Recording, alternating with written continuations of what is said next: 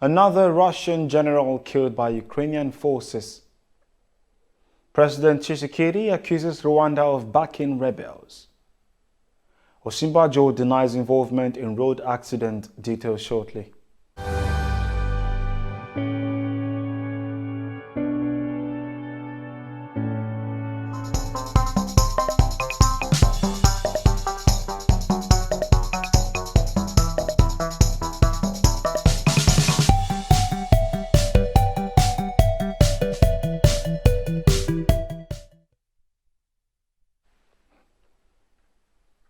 This is TOS Television, your digital-first Pan-African news network. I am Merciful Ajinamo, and this is TOS News 360.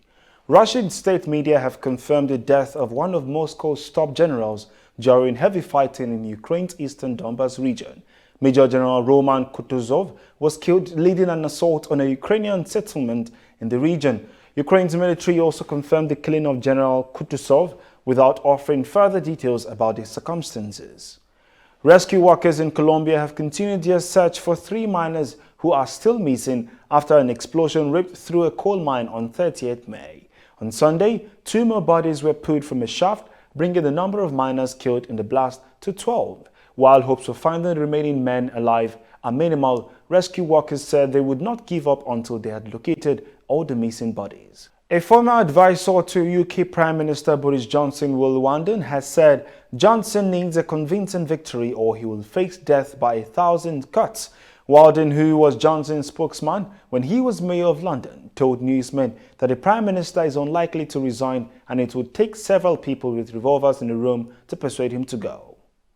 And now to Africa, Democratic Republic of Congo, President Felix Tshisekedi said Sunday there was no doubt that Rwanda was backing a rebellion on their territory, but insisted he was still seeking peaceful relations with Kigali. His remarks were just the latest exchange against the background of the resurgence of the M23 rebels active in the east of the country near the border with Rwanda.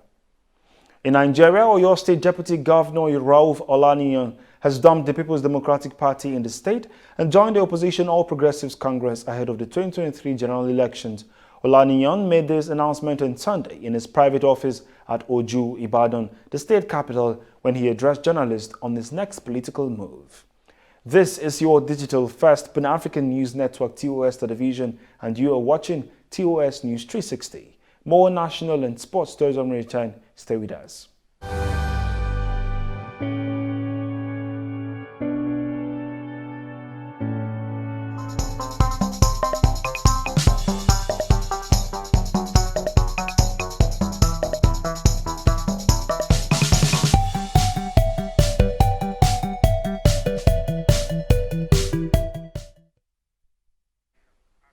Thanks for staying. Vice President Yemi Osinbajo has denied involvement in an accident along Airport Road, Abuja, on his way to commiserate the Ondo State government and families of victims of Sunday's attack on St. Francis Catholic Church, Owo.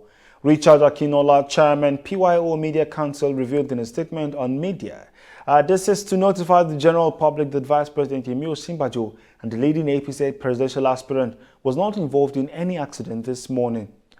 As the National Association of Resident Doctors holds its 2022 Ordinary General Meeting, which has as its theme the role of doctors in governance, the Chief Medical Director of the University of Abuja Teaching Hospital, Gwagwalada, Dr. Bisala Ekele, has challenged them to put in their best to ensure that they are not overwhelmed by the many challenges bedeviling the Nigerian health sector.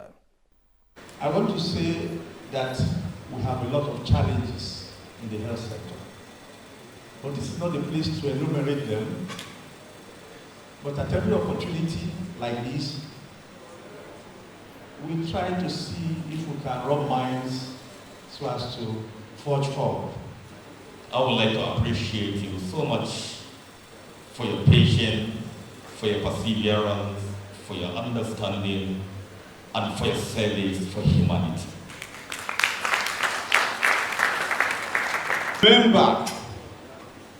Remember always that you are a pluripotential cell. And you know the capability and potentiality intrinsic and inherent in a pluripotential cell. More than me, Itokubo Midik, You had Abuja to be anything you want to be. Remember, at the beginning, from primary school, secondary school, you are best of the best. That means God the Almighty has endowed you with all it takes to dominate your environment. The ordinary general meeting of this association is a gathering of the leadership of our association at both states and federal tertiary health institutions across the length and the breadth of this country, Nigeria, to discuss issues affecting the medical profession with regards to residency training and the health sector at large.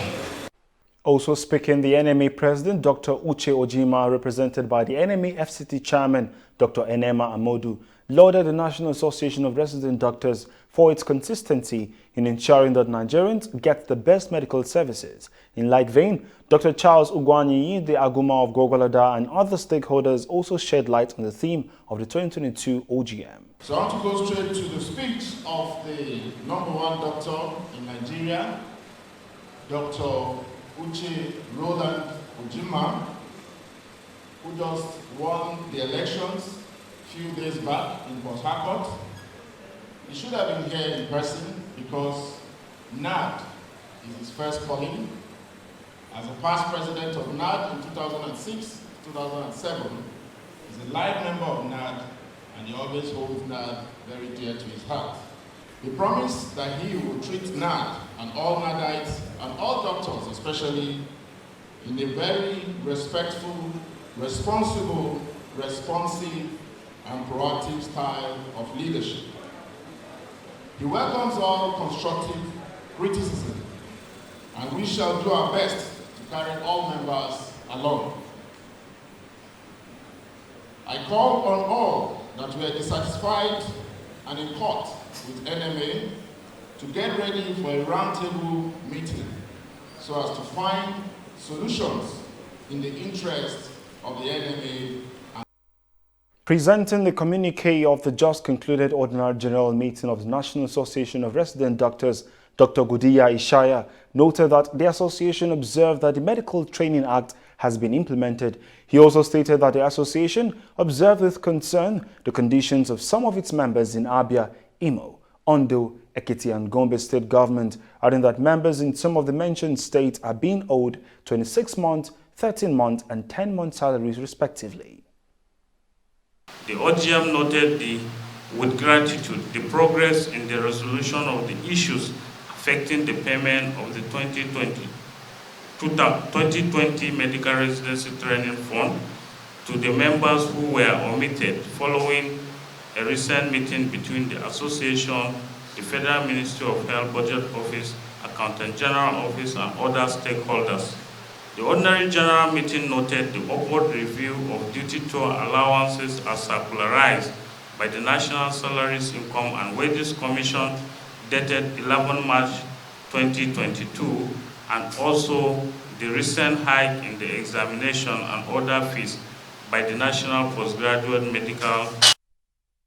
The association further called for the increased funding of the health sector in the country by both state and federal government. We urge on the federal government to expedite action to ensure payment of the 2020 Medical Residency Training Fund to our members who were omitted due to under-budgeting, as the association will also work with all relevant stakeholders to ensure the necessary documents required are provided as at when due.